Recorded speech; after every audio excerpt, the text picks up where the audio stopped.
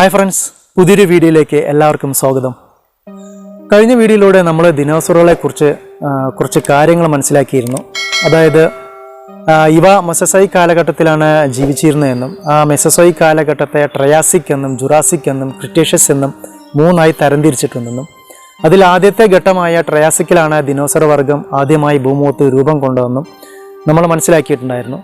അപ്പോൾ ഇന്നത്തെ വീഡിയോയിലൂടെ നമുക്ക് ട്രയാസിക് കാലഘട്ടത്തെ കുറച്ചുകൂടെ അടുത്തറിയാൻ ശ്രമിക്കാം. ഭൂമിശാസ്ത്രപരമായി പറയുകയാണെങ്കിൽ ഇന്നത്തെ പോലെ പല വൻകരകളും ഭൂഖണ്ഡങ്ങളും ചെറു രാജ്യങ്ങളുമായി ചിന്നിച്ചിതറി കിടക്കുകയായിരുന്നില്ല അക്കാലത്ത്.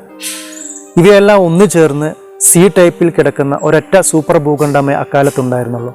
അവയെ പാങ്കിയ എന്നായിരുന്നു അറിയപ്പെട്ടിരുന്നത്.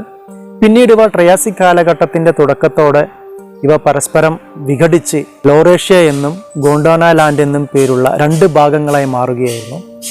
ഇതിൽ ലോറേഷ്യ ഉത്തരഭാഗത്തായി മാറുകയും ഗോണ്ടാനാലാൻഡ് സൗത്ത് ഭാഗമായി മാറുകയുമായിരുന്നു. ട്രയാസിക് യുഗത്തിൽ പൊതുവെ ചൂട് കൂടിയതും വരണ്ടതുമായ കാലാവസ്ഥയായിരുന്നു. എന്നാൽ മൺസൂൺ കാലങ്ങളിലാണെങ്കിൽ നിർത്താതെ മഴ പെയ്തുകൊണ്ടിരിക്കുമായിരുന്നു. അത് ദിവസങ്ങളോളം മാസങ്ങളോളം നിർത്താതെ മഴ പെയ്തുകൊണ്ടിരിക്കുമായിരുന്നു. ഇത് കാരണം വെള്ളപ്പൊക്കം, പ്രളയം പോലുള്ള സംഭവങ്ങളെല്ലാം നിത്യ കാഴ്ചകളായിരുന്നു അക്കാലത്ത്. വേനൽക്കാലങ്ങളിലാണെങ്കിൽ കനത്ത ചൂടായിരിക്കും അനുഭവപ്പെടുക. അതുപോലെ വരണ്ട കാറ്റും ഉണ്ടാവും. മഞ്ഞുകാലങ്ങളിലാണെങ്കിൽ കനത്ത മഞ്ഞ് വീഴ്ചയും കടുത്ത തണുപ്പും അനുഭവപ്പെടുമായിരുന്നു. അപ്പോൾ ഇത്തരം പ്രകൃതി പ്രതിഭാസങ്ങളെയെല്ലാം അതിജീവിക്കാൻ കെൽപ്പുള്ളവരായിരുന്നു അക്കാലത്തെ മൃഗങ്ങളിലേറെയും. ട്രയാസിക് കാലത്തിന് മുമ്പ് പെർമിയൻ കാലത്ത് പ്രധാനമായ രണ്ട് തരം മൃഗങ്ങളുണ്ടായിരുന്നു: സിനാപ്സീഡുകളും സെറാപ്സീഡുകളും. ഇതിൽ സിനാപ്സീഡുകളാണ് സസ്തനികളിലേക്ക് നീങ്ങിയത്.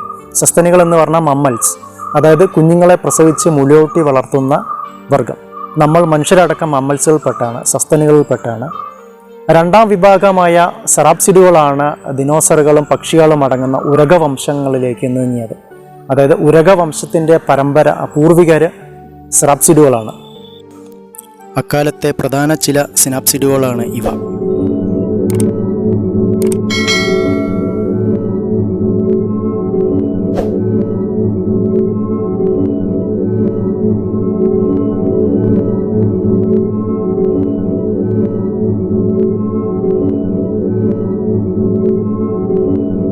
ഈ ഒരു കൊച്ചു വീഡിയോ നിങ്ങൾക്ക് ഇഷ്ടമായി എന്ന് കരുതുന്നു. അപ്പോൾ ദിനോസറുകളെ കുറിച്ചുള്ള കൂടുതൽ വീഡിയോസുമായി നമുക്ക് വീണ്ടും കാണാം.